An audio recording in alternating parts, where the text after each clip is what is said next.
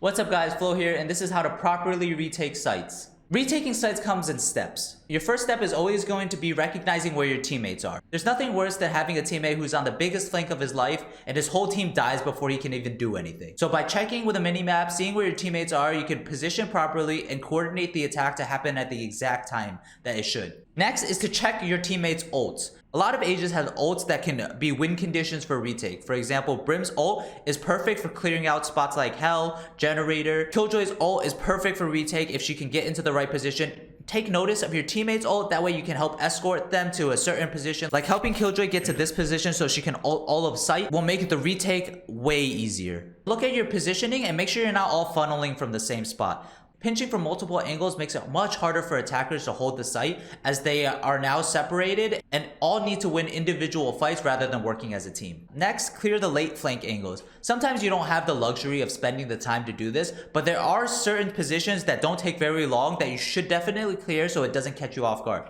For example, on Ascend, a lot of attackers like to have a late flank on Cat. They'll wait for the defenders to start shooting the door, and after that, they'll swing and kill them from behind. By first walking and clearing Cat, you can ensure that you can break the door safely and not have to worry about a flank. Next is the controller's job. You're going to want to smoke out any angles that you do not want to deal with. In general, it's the long angles where attackers like to play post plant. So Ascent, it would be A main, as a lot of attackers like to play from A main with an AWP or a rifle and get chip damage, especially as you're fighting on site when your back is turned to them. By smoking out these key locations, this eliminates the highest risk. Assuming you don't have any ults to work off of, the next step is information gathering. Sova is probably one of the best agents for this, as his dart clears so many angles if you know the correct arrow lineups. Being able to eliminate as many angles as possible will increase the likeliness of your teammates not dying by getting shot in the back when trying to clear every position. If you're Sova, use your drone, use your recon. If you're Cypher, drop a cam.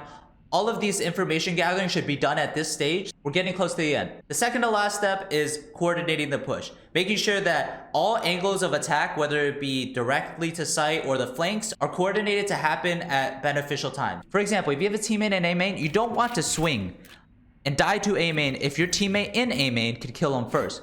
So ordering and timing matters. Wait for your teammate to get the kills that they need, or wait for the teammate to get into the position that they need, and then start the retake. After everyone is in position, it's time for the disruption. Disruption includes anything that throws off the attackers that are holding the site. The first one most people think about is flashes. Flashes blind the enemies, which mean that they can't shoot you while your teammates flood onto the site. The second one is things like Jett's dashes.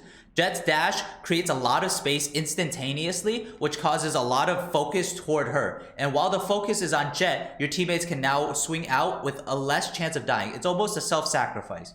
Number 3 is things like Raise Nade or Aftershock. These displace enemies, which cause them to need to move out of their previously entrenched positions into something that might be wide open, which makes it an easier kill for you. And immediately after disruption is the final step of the retake, trading.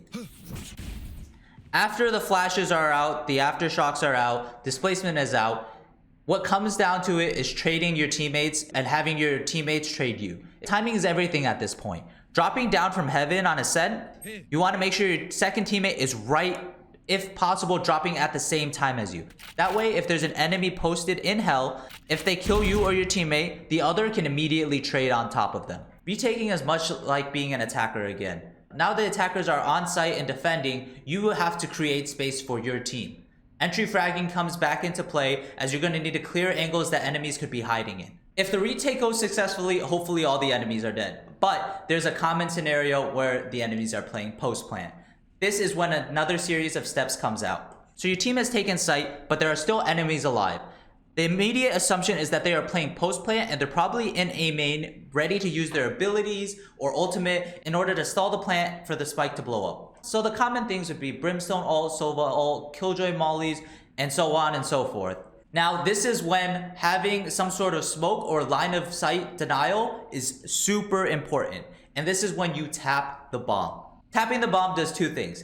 If they are playing post plant, they are not peeking because they don't want to risk dying. If you tap the bomb, the attackers are forced to check to make sure you aren't sticking it. Now, this is usually the cue for the mollies to be popped, the ults to be popped. Tapping the bomb baits them all out. By tapping the bomb too late, the abilities won't come out early enough, meaning you won't have enough time toward the end to defuse. You're going to need to tap early That way the abilities expire and the last resort is for the attackers to actually need to peek you to get the kills. Having line of sight denial is also super important. Things like flame wall, jet smokes, because this makes it so that attackers need to actually be aggressive in order to stop you. If you don't have line of sight, they can peek, they can jiggle peek, find out that you're not actually holding the bomb, and stall out even more time.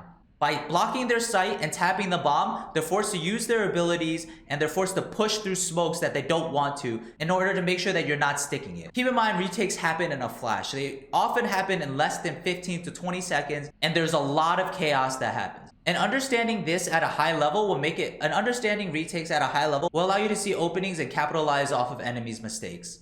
I hope this helped, guys. Please subscribe, hit the bell notification icon, and leave any comments if you want me to cover any specific topic. I'm going to be uploading on YouTube a lot more. I also stream live on Twitch Tuesday, Wednesday, and Friday, so you can come check me out there. My social media is all in the description, and I hope to see you guys at the next one. Peace out.